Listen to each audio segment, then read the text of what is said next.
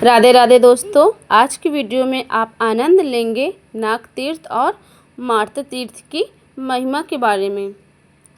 देवर्षि नारद के पूछने पर श्री ब्रह्मा जी कहते हैं, नारद, नाग तीर्थ के नाम से जो प्रसिद्ध क्षेत्र हैं वे सभी अभीष्ट वस्तुओं को देने वाला है तथा मंगलमय हैं। वह भगवान के नाम से रामेश्वर निवास करते हैं। उनके महात्म की विस्तृत कथा भी सुने। प्रतिष्ठानपुर में चंद्रवर्षी राजा शूरसेन राज करते थे। वे समस्त गुणों के सागर व बुद्धिमान राजा थे। उन्होंने अपनी पत्नी के साथ पुत्र उत्पन्न करने के बड़े बड़े प्रयास किए। दीर्घ काल के पश्चात उन्हें पुत्र हुआ, किंतु वह भयानक आकार वाला एक सर्प था। राजा ने उस पुत्र को बहुत छिपा कर रखा। किसी को यह बात का पता ही नहीं चल पाया कि राजा का पुत्र एक सर्प है। अतःपुर अथवा वहाँ का मनुष्य भी इस भेद से परिचित नहीं हो पाया। माता पिता के सिवा धाय, अमात्य और पुरोहित भी इस बात को नहीं जान सकते थे। उस भयंकर सर्प को देखकर पत्नी सहित राजा को बड़ा दुख होता था। यह सोचते कि सर्प रूपी पुत्र की अपेक्षा से तो पुत्रहीन ही रहना था, पर तो वह बड़ा सर्प, किंतु बातें तो वो मनुष्य जैसी करता था। एक दिन उसने अपने पिता से कहा, मेरे चूड़ाकरण उपनयन संस्कार कराइए। पिताश्री द्वेष तब तक अध्ययन नहीं करता जब तक सूद के समान रहता है। अपने पुत्र की यह बात सुनकर राजा शूरसेन बहुत दुखी हुए और इस प्रकार ब्राह्मण आदि को बुलाकर उसके संस्कार आदि कराए। वेद अध्ययन समाप्ति करके सर्प ने अपने पिता से कहा, हे राजा, मेरा विवाह भी करा दीजिए। मुझे स्त्री प्राप्त करने की इच्छा प्राप्त हो रही है। मेरा विश्वास है कि मेरा ऐसा किया हुआ कार्य आपको सिद्ध नहीं हो पाएगा। पुत्र का यह निश्चय जानकर राजा ने अमात्यों को बुलाकर और उनके विवाह के लिए इस प्रकार कहा, मेरा पुत्र युवराज नागेश्वर सब गुणों की खान है। वह बुद्धि, मान, शूर, दुर्जय तथा शत्रुओं को संताप देने वाला है। अब उसका विवाह करना है। मैं बूढ़ा हो गया हूँ। मैं पुत्र को राज का भार सौंप कर निश्चित हो जाना चाहता हूँ। इसलिए आप लोग मेरे हित साधन में तत्पर होकर उसके विवाह के लिए प्रयास कीजिए। राजा की बात सुनकर सेवक हाथ जोड़कर बोले, महाराज, आपके पुत्र सभी गुणों से श्रेष्ठ हैं और आप ही सर्वत्र विख्यात हैं। फिर आपके पुत्र के विवाह करने के लिए क्या मंत्र गणना करनी, फिर किस बात की चिंता। सेवकों के ऐसा कहने पर नृप कुछ देर के लिए गंभीर हो गए।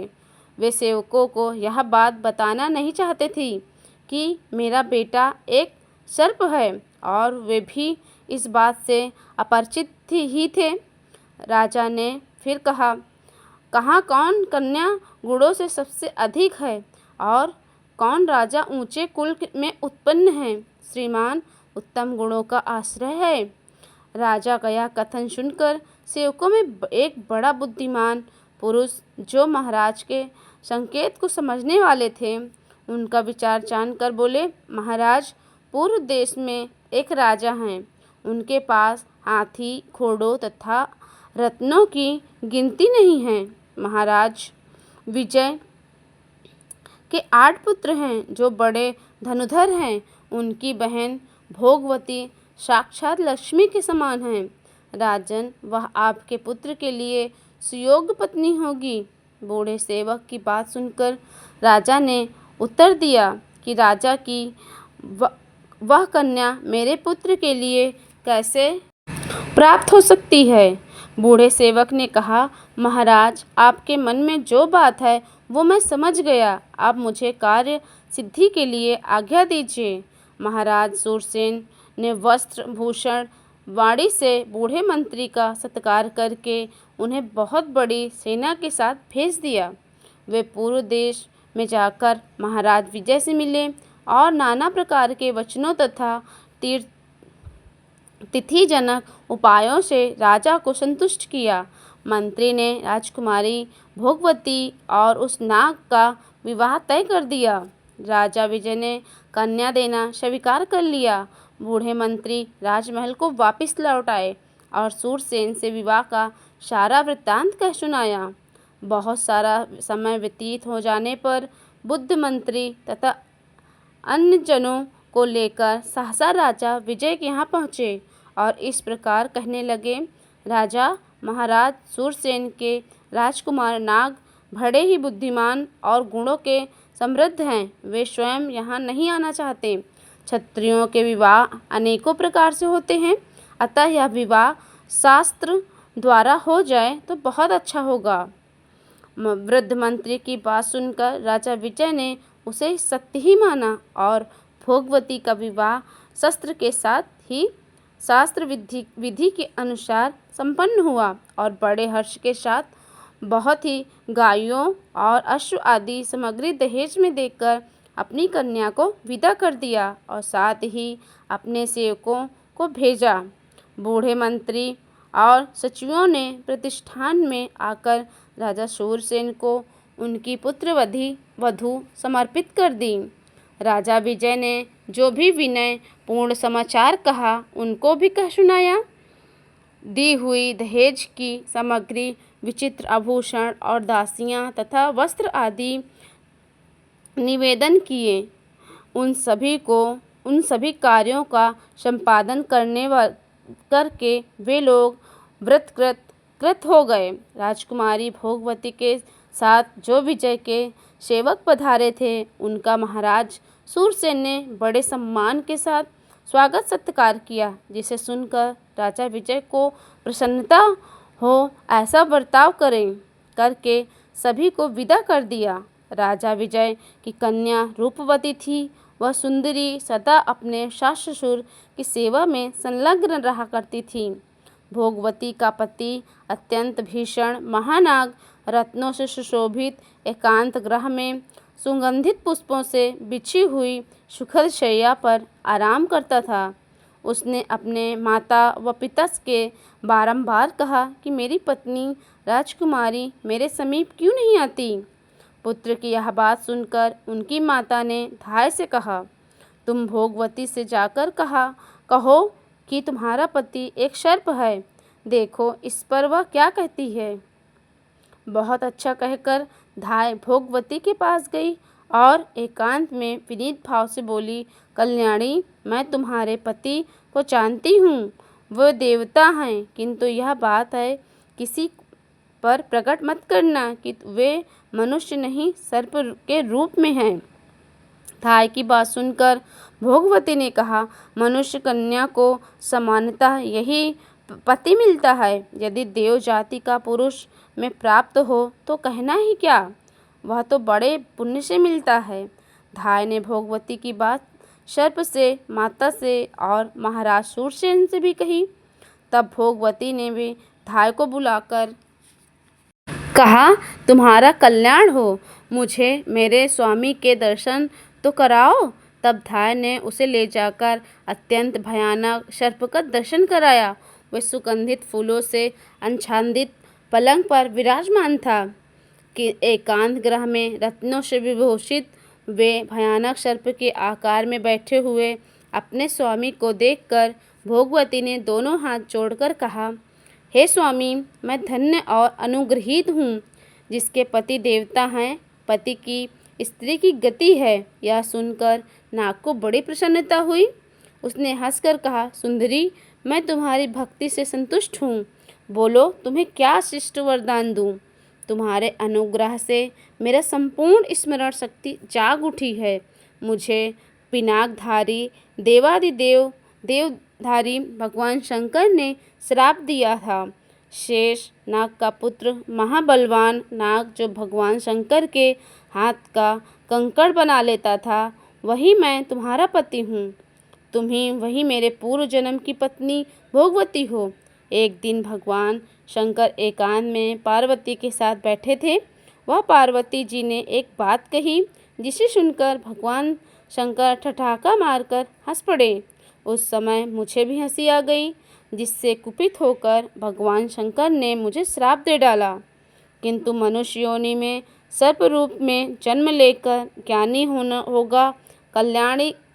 कल्याणी से ये श्राप सुनकर तुमने और मैंने भी भगवान को प्रसन्न करने की बहुत चेष्टा की। तब उन्होंने कहा, जब तुम गौतमी के तट पर मेरा पूजन करोगे और मैं तुम्हारे अंतकरण में ध्यान का आधान करूँगा, उस समय तुम भोगवती के प्रसाद से श्राप मुक्त हो जाओगे। इसलिए मुझ पर यह संकट आया है। तुम अब मुझे गौतमी के तट पर ले चलो और मेरे साथ ही भगवान की पूजा करो। इससे मेरा श्राप छूट जाएगा और फिर हम दोनों पुनः भगवान शिव का सानिध्य प्राप्त कर लेंगे। कष्ट में पड़े हुए समस्त प्राणियों के लिए सदा भगवान शिव ही परम गति हैं। पति की यह बात सुनकर स्वयं भोगवती उन्हें साथ लेकर गौतमी के तट पर गई और वहाँ गौतमी में स्नान करके वहाँ शिव का पूजन किया, जिससे प्रसन्न होकर भगवान ने उसे सर्प को दिव्य रूप प्रदान किया। तब वे अपने माता पिता से पूछकर शिवलोक जाने को तत्पर हुआ। यह जानकर पिता ने कहा, बेटा तुम एक ही मेरे पुत्र हो, युवराज हो, इसलिए समस्त राज्य का पालन करो और बहुत से पुत्र उत्पन्न करके मेरे स्वर्ग गमन के पश्चात शिवलोक में जाओ। पिता के यह कथन सुनकर नागराज ने कहा, अच्छा पिताजी, मैं बिल्कुल ऐसा ही करूँगा। फिर वह इच्छानुसार रूप धारण करके अपनी की पत्नी के साथ ही रहने लगा। माता पिता और पुत्रों के साथ उन्होंने उस विशाल राज्य का पालन किया और पिता स्वर्गलोक को चले गए। तब अपने पुत्रों को राज सिंहासन में बिठाकर वह अपनी पत्नी व अमात्यों आदि के साथ शिवपुरी में गए। तब से वह तीर्थ नाग तीर्थ के नाम से विख्यात हुआ। वह भोगवती के द्वारा स्थापित भगवान नागेश्वर ने निवास करते हैं। उस तीर्थ में किया गया स्नान दान सभी प्रकार के तीर्थों को फल देने वाला है। श्री ब्रह्मा जी कहते हैं, हे मुनि गौतम, नदी के तट पर मातृ तीर्थ के नाम से जो विख्यात उत्तम तीर्थ है, वह मनुष्यों को सभी प्रकार की सिद्धि देने वाला है और जो स्मरण मात्र से समस्त मानसिक चिंताओं से मुक्त हो जाता है। पूर्व काल में देवताओं और असुरों के बीच भयंकर संग्राम छिड़ गया। उस समय देवतागण दानवों को परास्त नहीं कर सके। तब मैं सभी देवताओं के साथ भगवान शंकर के पास गए और हाथ जोड़कर नाना प्रकार के वाक्यों द्वारा उनका वंदन करने लगे। महेश, जिस समय मैं संपूर्ण देवताओं और असुरों ने एक दूसरे से सलाह करके समुद्र का मंथन किया और उसमें से एक कालकोट विष निकला, उसका पान कर लेने में आपके सिवा भला दूसरा कौन समर्थ हो सकता है, जिसके सामने दूसरे देवता मस्तक झुकाते हैं और जो केवल फूलों की मार से ही तीनों लोकों को अपने अधीन करने में समर्थ हैं। वही कामदेव जब आप पर आक्रमण करने चला तो स्वयं ही नष्ट हो गया। अतः आपसे बढ़कर दूसरा शक्तिशाली भला कौन है। इस प्रकार स्तुति किए जाने पर भगवान शंकर प्रसन्न हो गए और बोले, देवताओं बताओ क्या चाहते हो, मैं तुम्हें अभिष्ट वरदान अवश्य दूंगा। तब देवतागण बोले, वृषभ ध्वज, हम पर दानवों की ओर से भारी भय उपस्थित हुआ है। आप वहां चलकर शत्रुओं का संहार और देवताओं की रक्षा कीजिए। प्रभु, आज हम आपसे सनाथ हैं। देवताओं को इतना कहते ही भगवान शंकर उस स्थान पर आए जहां दैत्य युद्ध के लिए खड़े थे। वहां दैत्यों को शंकर जी के साथ घमासान युद्ध छिड़ गया। दैत्य इधर उधर भागने लगे। युद्ध करते समय शंकर जी की ललाट से पसीने की बूंद गिरने लगी। वे बूंदें जहाँ जहाँ गिरी वहाँ वहाँ शिव की आकार की माताएं प्रकट हो गई।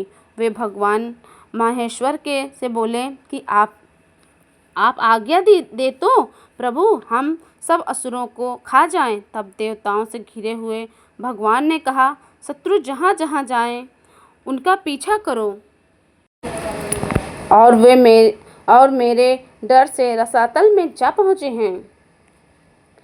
तुम भी रसातल तक उनके पीछे पीछे जाओ।